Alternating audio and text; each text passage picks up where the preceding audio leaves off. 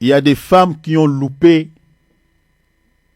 les hommes de leur vie par manque de discernement, qui ont jugé un livre par sa couverture.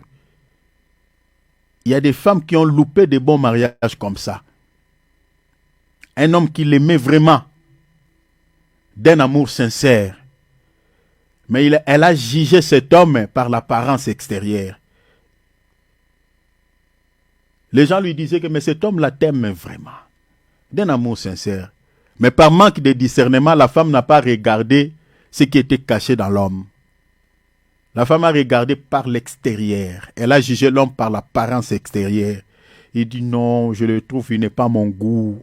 Hein? Il y a des femmes qui disent comme ça.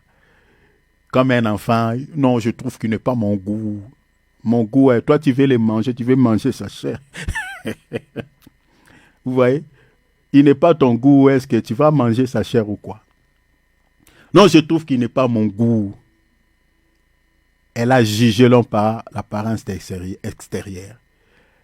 Par le manque de discernement, la femme s'est accrochée à un petit voyou qui lui disait de belles paroles alors que ce n'était que des mensonges. Après avoir tombé enceinte de ce monsieur, le monsieur l'a abandonnée. Elle pleure, elle reste seule. Elle commence à regretter maintenant l'homme qui l'aimait d'un amour sincère. Il y a beaucoup de femmes qui sont restées avec des enfants qu'elles ont fait avec des hommes qui les ont trompées. Elle commence à chercher maintenant l'homme qui l'aimait d'un amour sincère alors que cet homme-là s'est marié déjà peut-être avec une autre femme. Il y a aussi des hommes qui ont aussi commis des erreurs comme ça. Certains hommes, certaines femmes qui ont échoué dans le domaine du mariage à cause quoi? Du mauvais choix des conjoints. Qui pleurent dans leur mariage. Il y a des hommes aussi qui pleurent dans leur mariage en faisant un mauvais choix du conjoint par le manque de discernement. Je connais une maman qui a fait plusieurs enfants avec un homme. Ses enfants sont grandis déjà. Mais la maman là, malgré elle est avec son mari jusqu'à présent, donc vieux, tout ça, l'homme, il a aujourd'hui 70 ans, tout ça, plus de 75 ans même.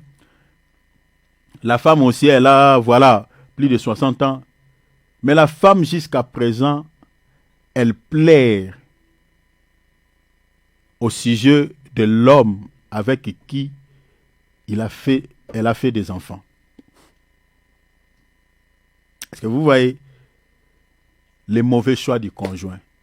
Il y a aussi des hommes qui plairent comme ça, par le manque de discernement. Cher enfant de Dieu, quand on n'a pas le discernement, on se laisse tromper. On se trompe.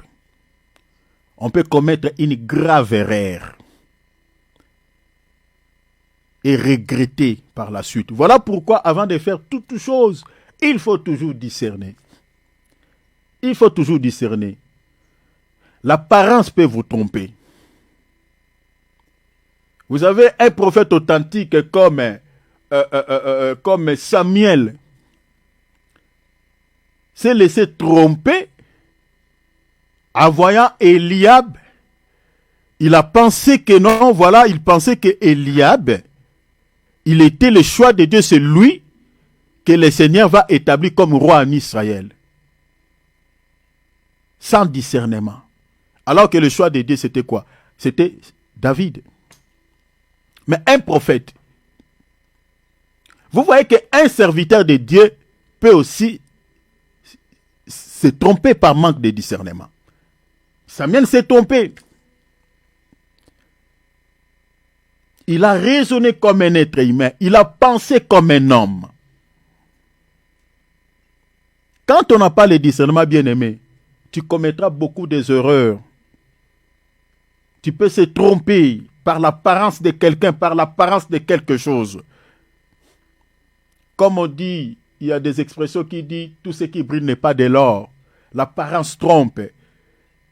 Les gens qui ont dit ce genre de ces expressions-là, qui ont inventé cela, parce qu'après avoir fait des analyses dans le monde, voir ce qui se passe dans ce monde, ils ont compris que non, l'apparence peut aussi vous tromper. Si vous n'avez pas le discernement dans votre vie, vous commettrez beaucoup d'erreurs et vous allez regretter. Voilà pourquoi, en tant qu'enfant de Dieu, avant de prendre une décision, avant de faire quoi que ce soit, il faut toujours discerner. Alors, le discernement dont je suis en train de parler ici n'a rien à voir avec le don spirituel.